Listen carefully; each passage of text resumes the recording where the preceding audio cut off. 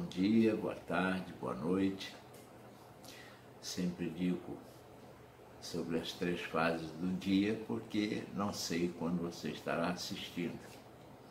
Mas de qualquer forma, o que eu desejo mesmo é que vocês estejam bem, com saúde, com paz no coração, com alegria na alma e gozando de perfeita saúde. Deus é maravilhoso, Ele nos ama, Ele cuida de nós e nos dá a paz necessária para que vivamos em meio a esse turbilhão que é a vida ao nosso redor. Está uma bagunça. O inimigo tem usado o ser humano para destruir o próprio planeta. E como se não bastasse, Deus faz aquilo que Ele já registrou na sua palavra. É o prenúncio do final dos tempos. Guerras, rumores de guerras, terremotos, maremotos, deslizamento de terras, filhos contra pais, pais contra filhos, mortes de toda a forma possível. Mas Deus está no comando. E no meio disso tudo, Ele guarda os seus. E quando Ele permite alguma coisa aos seus, Ele tem motivos. Não é de graça.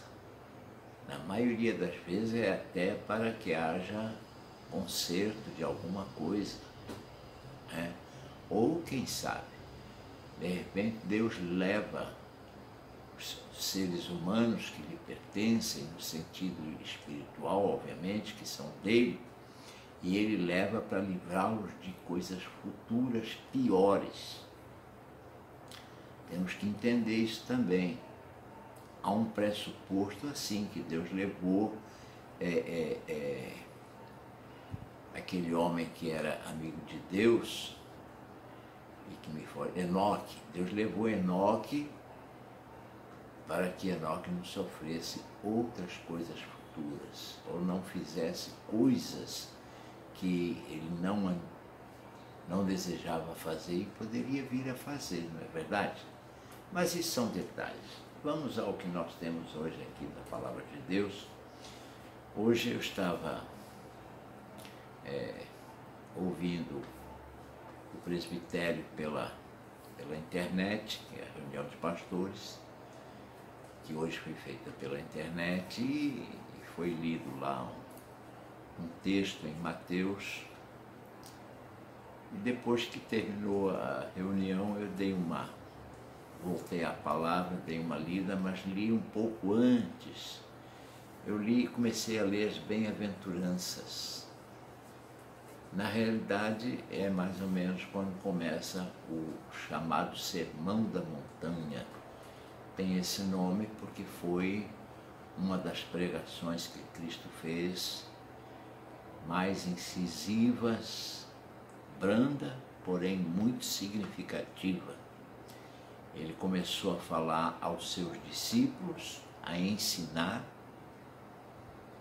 e depois a multidão foi se juntando em volta, e esses ensinamentos então foram registrados e são válidos para toda a humanidade até aos dias de hoje. Aí eu reservei meia dúzia só de versículos para nós iniciarmos. Quem sabe a gente consegue falar um pouco desse sermão durante mais alguns dias, não é? Vamos abrir a Bíblia. Quem quiser pode acompanhar, quem não desejar, fique à vontade. Mas eu vou ler no capítulo 5, que é onde começa o Sermão do Monte, né? Chamado Sermão do Monte. Foi-lhe dado esse nome, como eu já disse, pelo local em que ele foi proferido. A sensação que temos é que, por ser um pouco à beira-mar, não era um morro íngreme, e sim uma montanha ligeiramente elevada, onde Jesus se assentou, e isto era costume daqueles que ensinavam a sentar-se para falar com calma, não é como hoje que rugem os púlpitos pulam nos púlpitos, levantam até as Bíblias assim para ver se Deus lê alguma coisa, ou se Deus não conhece a palavra de Deus. Isso é meio ridículo, mas acontece. Mas o que importa é o que Deus falou, Jesus Cristo falou, obviamente, para nós, e isso é muito importante. Então, no capítulo 5 de Mateus, eu vou ler os 6 primeiros versículos. Depois, se você quiser conferir com calma, fique à vontade. Diz assim a palavra de Deus: Ao ver as multidões, Jesus subiu ao monte. Ele se assentou e os seus discípulos se aproximaram dele. Então ele passou a ensiná-los. Jesus disse: Bem-aventurados os pobres em espírito, porque deles é o reino dos céus. Bem-aventurados os que choram, porque serão consolados. Bem-aventurados os mansos, porque herdarão a terra. E por último, versículo 6, bem-aventurados que têm fome e sede de justiça, porque serão saciados. Somente até aí, feche os seus olhos, façamos uma oração. Querido Deus e amado Pai, te louvamos, te bendizemos, te agradecemos, ó Pai, pelo teu amor, pela tua misericórdia, pelo dia de hoje, por todas as bênçãos que nos tens concedido, pelos livramentos, pela paz, pela alegria, por tudo, enfim, pelo sustento que nos tens concedido, por tudo, enfim, nós te somos gratos. E agora, Senhor, que temos lido a tua palavra, pedimos a unção do teu Espírito. Unge-nos, ó Pai, para compreender aquilo que tu queres nos dizer hoje, o que esta palavra está dizendo para nós hoje, o sentido profético da tua palavra é importante para nós, porque ela foi escrita há 2000 anos atrás, e eu digo, obviamente, o Novo Testamento, mas a tua palavra é viva e eficaz, e até hoje prevalecem os seus ensinamentos e se renovam a cada dia. Então, Pai querido, unge-nos para compreender. Derrama o teu Espírito, não só sobre o teu servo que está falando, mas sobre todos os teus filhinhos que estão ao alcance da voz, seja em que momento for, em que dia for, que vão ouvir essa transmissão. Ser com eles também para os abençoar, em nome de Jesus.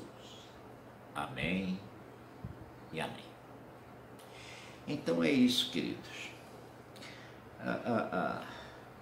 Esse chamado Sermão do Monte, eu digo chamado Sermão do Monte porque, obviamente, esse nome foi lhe dado pelos que compilaram, pelas editoras que editam a Bíblia, que nesse caso a Sociedade Bíblica do Brasil, e qualquer pregador em concordância com o assunto e com as circunstâncias pode dar um nome assim, que cai bem, vamos dizer assim, qualifica o bem. Nós ficamos com a atenção voltada para o assunto, sabendo da condição. Como eu disse antes, foi no monte, e interessante que duas coisas importantes aconteceram no monte. Aqui Jesus estava, de certa forma, ainda no início do seu ministério. Mas lembra que no final do seu ministério também teve tudo a ver com o monte, só que outro monte, o Monte das Oliveiras, foi para onde ele foi orar depois da Santa Ceia, depois da Páscoa. Ele foi para o Monte das Oliveiras orar com seus discípulos, e foi onde acabou sendo preso, para depois ser morto, como foi. Podem compreender? Há uma relação. Início do seu ministério, um sermão no monte. Final do seu ministério, uma oração sofrida lá no monte, onde a palavra diz que ele chorou lágrimas de sangue. Só que outro monte, o Monte das Oliveiras. Amém? Bom, isso é apenas um detalhe, obviamente, mas é importante. Essas relações têm tudo a ver.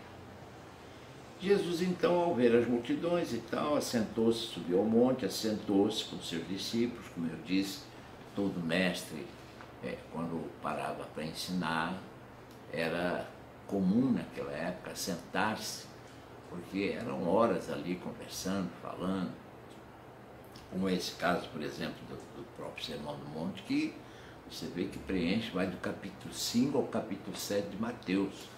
É muito tempo ali falando. Pois bem, e ele começou com essa explicação aqui, que tem uma conotação muito, muito profunda, e é bom que você saiba, é bom que você conheça. Ele começa dizendo assim: bem-aventurados os pobres em espírito. Repara que não é os pobres de espírito, os pobres em espírito. Isso muda um pouco as coisas do que as pessoas falam. Bem-aventurados os pobres em espírito, porque deles é o reino dos céus. Assim, à primeira vista, você tem uma certa dificuldade de entender. Quer dizer que o pobre de espírito já está salvo, porque deles é o reino dos céus. Mas a explicação não é bem essa. O pobre de espírito é aquele ser humano que vive numa pobreza moral muito grande. Ele é desfeiteado, ele é golpeado com coisas da vida, com golpes da vida, com situações da vida. Ele é um sofredor, vamos colocar assim que é mais fácil de entender. Ele é um sofredor. Mas o que é que acontece? Por ele ser um sofredor, ele, ouvindo a palavra de Deus, ele tem tendência a receber a Cristo. Pode compreender isso? E ele, como diz o versículo, porque deles é o reino dos céus, ou seja, o reino dos céus recebe muitos desses, talvez a maioria dos que se salvam. São aqueles sofredores, são aqueles, como diz o próprio versículo, pobres em espírito. Vivem às vezes uma vida degradada, vivem uma vida infeliz, desejam tanto ser salvos daquilo, ser libertos daquilo, e um dia, quando conhecem a palavra, rendem-se ao Senhor. E talvez, quem sabe, esses não sejam uma maioria dos salvos. O importante é que, pelas amarguras, pelas tristezas, pelas agonias que têm passado, na sua pobreza em espírito, tem mais facilidade de render-se a Deus e, consequentemente, torna-se um salvo do Senhor e vai herdar o reino dos céus. Amém? Não apenas eles, mas, neste caso, que Cristo está comunicando, principalmente eles. Amém? Então vamos ao segundo versículo, que no caso é o versículo 4. E ele diz assim: bem-aventurados os que choram, porque serão consolados. Bem-aventurados os que choram, mas será que o que chora lá na cadeia? Eu quero minha mãe, quero meu pai. Fazem um monte de besteira, vão presos. Eu quero mamãe, quero papai. Será que é sobre esses que está falando? Não, não é exatamente assim. São os afligidos pela sua própria imoralidade. Aqueles que conseguem chorar pelas suas práticas desagradáveis. Aqueles que se envergonham dos pecados que cometeram e que, por conseguinte, se rendem ao Senhor Jesus. E, na maioria das vezes, esses se rendem chorando. Você sabe, aquela espécie de remorso que acompanham o arrependimento. Ah, meu Deus, por que eu fiz assim? Por que eu fui assim? São pessoas que choram. Não está falando aqui daqueles que choram de alegria. Não está falando daqueles que choram de saudade. Não. Está falando dos que choram por seus arrependimentos. Choram porque estão tão arrependidos do que fizeram e ao conhecer a Cristo, que eles choram. E então diz a palavra, serão consolados. Serão consolados por quê? Porque estão arrependidos e, consequentemente, aqui há um pressuposto que arrependidos porque conheceram a Cristo, recebem a Cristo e, fatalmente, Cristo, o Espírito Santo de Deus, os consolará. Pode compreender isso? A promessa do consolo do Espírito Santo de Deus é para os seus, é para os seus servos. E principalmente para aqueles que choram por arrependimento da forma que viviam, vamos colocar assim. Os irmãos podem compreender isto? Então, bem-aventurados os que choram, porque serão consolados. Repara que esses dois versículos, primeiro está falando dos pobres em espírito e depois dos que choram por causa dos seus problemas, por causa das suas más condutas, porque estão arrependidos de tudo aquilo que fizeram. Esta é uma conotação importante, porque para ser um cristão de verdade, de acordo com a sua vida pregressa anterior, quem sabe Deus está esperando até hoje você chorar, você falar com Ele com lágrimas nos olhos, dizer, Senhor, estou arrependido, Senhor, me perdoa, tenho vergonha do que eu fiz, mas fiz, estou arrependido, não quero fazer mais. É isso que Deus espera de nós, é isso que Cristo quer que façamos. Podem compreender isso?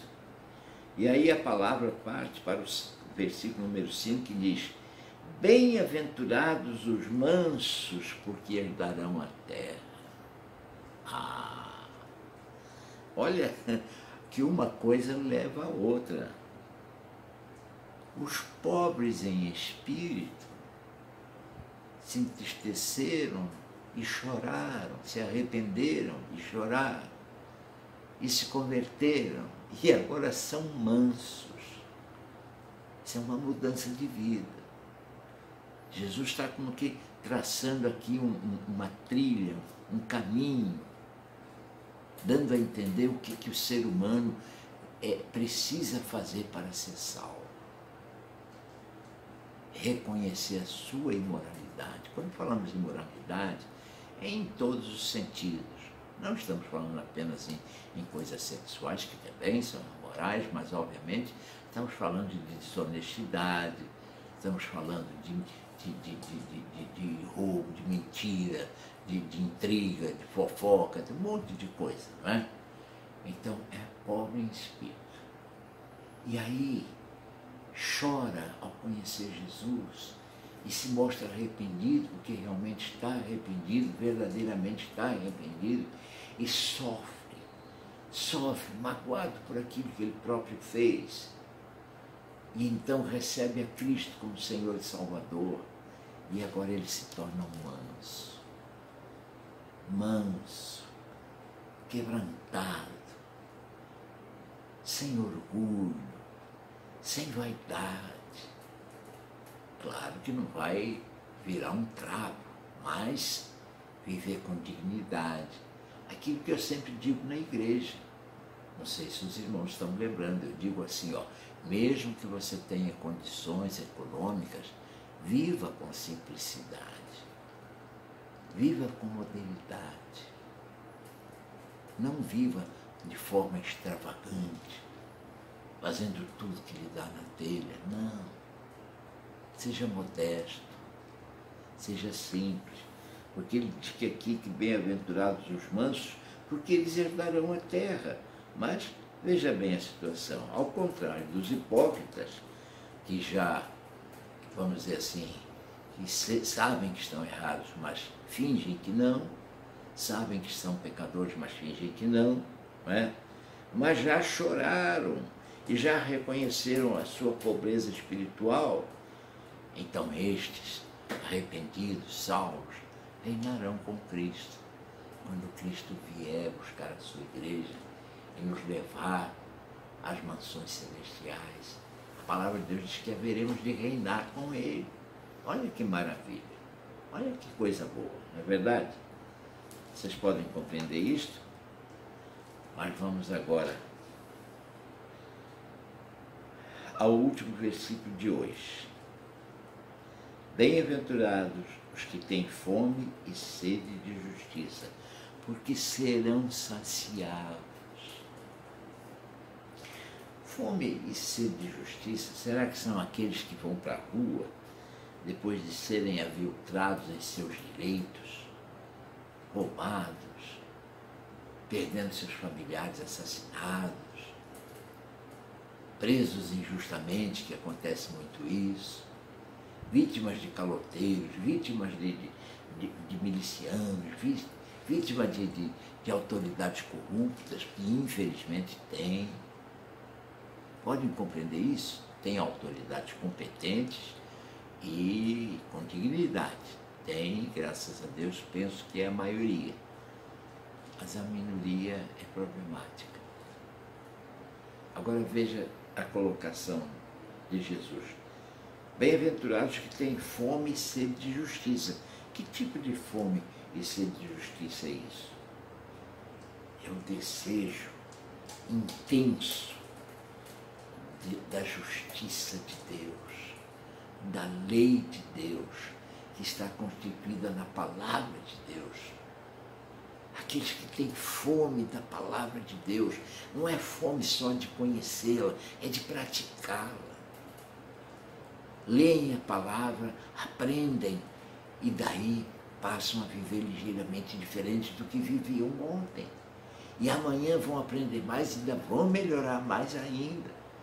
E a cada dia, se derem ouvidos à palavra de Deus, seja lendo, seja ouvindo, seja na igreja, nas pregações, seja nos estudos bíblicos, seja como for. O importante é que chegue até você, seja como agora, por exemplo, quem sabe, você que está me ouvindo, está aprendendo muito, tem certeza disso? Porque todos nós aprendemos, querido. Não há quem saiba tudo, a não ser o próprio Deus. Ele é que é onisciente. Nós não. Nós aprendemos a cada dia se tivermos o desejo de aprender. Porque tem gente que passa pela vida e não aprende nada. Tem gente que nasce, vive, cresce, fica bobo, casa e morre. Desculpa da brincadeira, mas não aprende nada. Mas tem alguns que aprendem com a vida. Pode compreender isso? Então ele diz: bem-aventurados os que têm fome de justiça e fome e sede de justiça, porque serão saciados. Serão saciados por quem? Pela palavra, pelo Espírito de Deus, pelas boas novas do Evangelho, pelo fato de receberem a Cristo como seu Senhor e Salvador.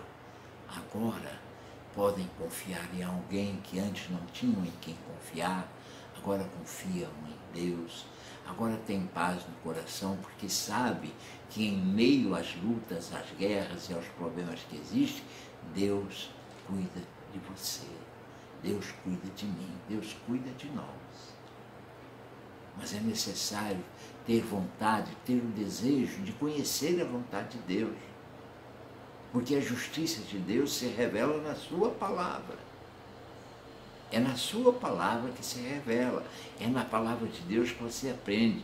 Por isso que eu digo para os irmãos, leiam e vamos dizer assim, degustam a Bíblia toda a Bíblia é importante, mas aprenda a viver no Evangelho do Novo Testamento. Nas cartas paulinas, nas cartas de todos os apóstolos, nas próprias epístolas, nos próprios evangelhos de Mateus, Marcos, Lucas, João. O Novo Testamento, ele é como que um mapa da mina. Ele ensina você a viver com dignidade, porque Ele está voltado para os últimos dias, os dias que estamos vivendo. E o Velho Testamento é que nos indica para ele. O Velho Testamento é espetacular, é necessário, extremamente necessário. Mas baseie a sua vida no Novo Testamento. E faça isso, que as bem-aventuranças que está ensinando. Bem-aventurado o que tem fome e sede de justiça, porque serão saciados. Ou seja, se você tem fome e sede da justiça de Deus, cumpra você mesmo a palavra de Deus e você estará sendo saciado em todas as instâncias da sua vida. Será feliz porque vai aprender a perdoar, vai aprender a amar, vai aprender a perseverar, vai aprender a tolerar e, mais do que isso, vai aprender a praticar o que é correto, o que é justo, verdadeiro e agradável a Deus. A palavra de Deus diz que se alguma coisa boa você está entendendo, seja esse o teu pensamento, se alguma coisa você compreende bom na palavra de Deus, seja essa a tua forma de viver. Compreenda a palavra de Deus, não fique apenas apreciando se alguns vivem, se não vivem, não tome conta da vida de ninguém, porque cada um de nós tem o Deus que nos guarda e que acampa os seus anjos ao nosso redor. Cuide da sua, que é para você ser feliz. Ah, mas fulano foi injusto. Problema dele com Deus. Seja você um justo, justificado por Cristo diante do Pai, por ter recebido a Cristo como Senhor e Salvador. Você pode compreender isso, meu irmão, minha irmã? Então, entenda. Nós vamos ficar falando sobre esse Sermão do Monte por vários dias. Prepare os seus ouvidos e o seu coração para receber, porque Deus está me tocando para fazer isso. Vamos orar agora? Feche os seus olhos, curve a sua cabeça, eleve a Deus o seu pensamento. Querido Deus, Pai amado, obrigado, Senhor. Obrigado pela vida de cada um desses teus filhinhos que está do outro lado, ouvindo esta palavra. E até de alguns, Senhor, que porventura estejam ouvindo pela primeira vez, por estarem na casa dos teus filhos, quem sabe, um vizinho, um amigo, um esposo, uma esposa, um filho, um pai.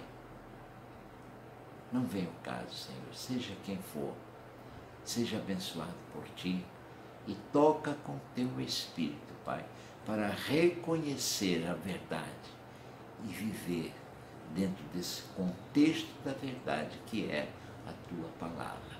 A verdade é Cristo. Ele disse claramente: eu sou o caminho, a verdade e a vida. Você quer saber qual é o caminho para os céus? É Cristo.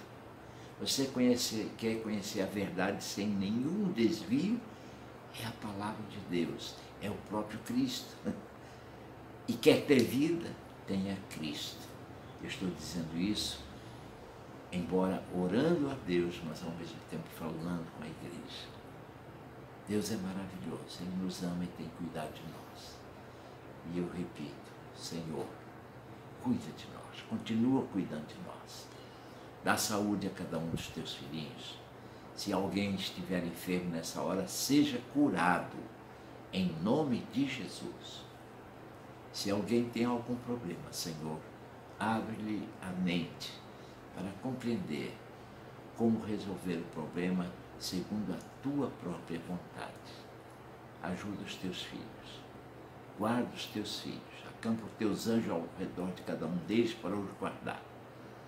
Dá-nos a todos, Senhor, um final de semana cheio da Tua graça. Leva-nos à Tua casa, Senhor.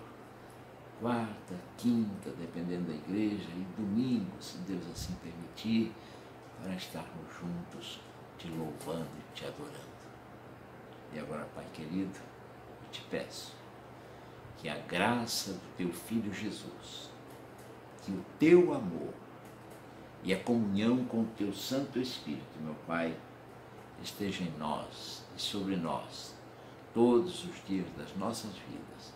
Te peço isso em nome de Jesus. Amém e amém.